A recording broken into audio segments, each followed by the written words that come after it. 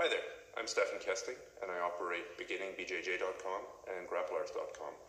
Before we get started today, I just have to thank four people, my martial arts instructors and the people who've had the biggest influence on my grappling as well. There would be Professor Marcus Suarez, Coach Eric Paulson, Sifu Felagelina, and Guru Danny Nasanto.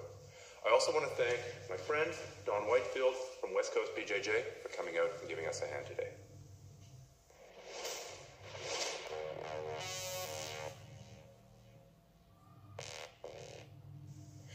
In this video, we're going to take a look at the underlying structure, the architecture of Brazilian Jiu-Jitsu.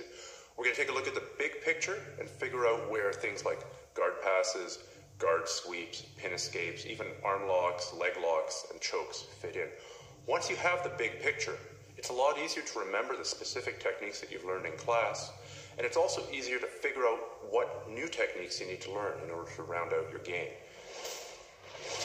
Just to show you a little bit about Brazilian Jiu-Jitsu, let's talk about something else. Let's talk about boxing.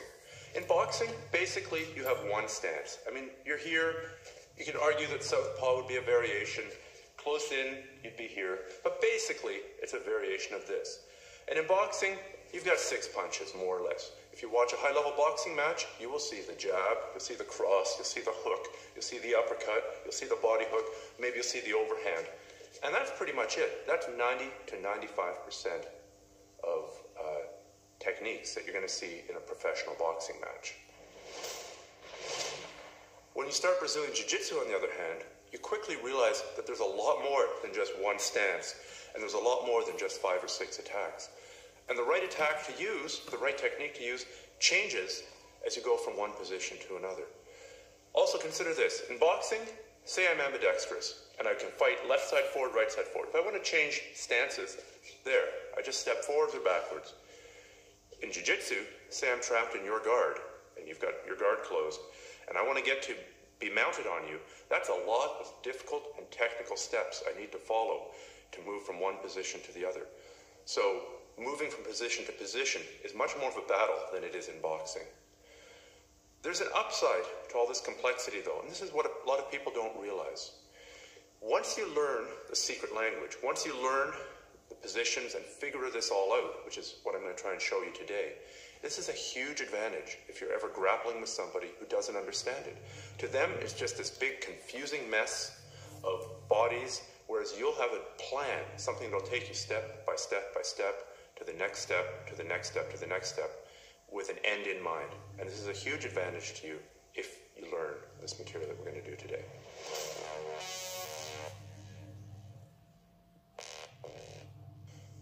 So let's start talking about how to solve this complexity.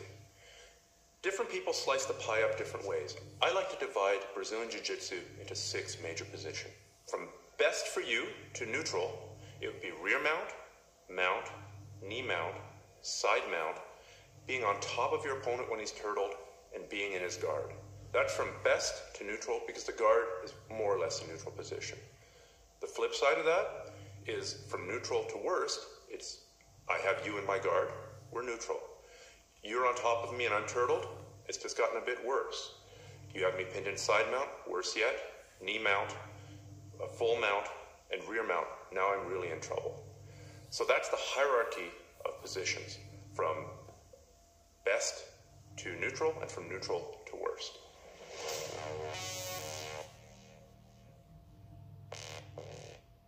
Now the focus of what we're doing today is position, the positional game of Brazilian Jiu-Jitsu, not so much focusing on the submissions. Now you might say to yourself, that sucks. The reason I started Brazilian Jiu-Jitsu is because of all these cool submissions. Well, trust me, it's hard to apply submissions. It's way harder to apply submissions if you're in a bad position. If you're in a good position, your submissions will be 10 times more effective. So stick with me on this, and I think you'll find that the submissions work.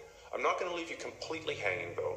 For each of the positions, I will show you briefly the major submissions, the most effective submissions, just so you've seen them for your own reference. And also, if you look at some of the additional material I'm including in this package, you'll find that many of the submissions we're talking about will be explained in there.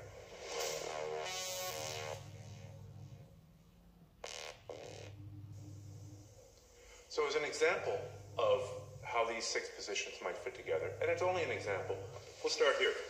let's say I find myself in Don's guard. Let's say I begin passing his guard here, and he rolls out to turtle. And I spin, and I'm controlling him here. We fight, and I end up rolling him to side mount. From here, I can do many things. What I might do, it's a good option, is to pop up to knee mount, and from here, come into mount. He rolls, or I make him roll, and we stabilize rear mount, and we end up here, or face down. Now, not every flow is going to look like that. You might skip a step. You might go directly from mount back to side mount, and from side mount directly to rear mount. It's impossible to say exactly what you're going to do, but this sort of shows you the overall goal. And also, at any point there, I can submit him. He might also be able to submit me. So those are the things that can change. I just wanted to give you an overall picture. What we're going to do now is we're going to look at each of the 6 positions in more detail.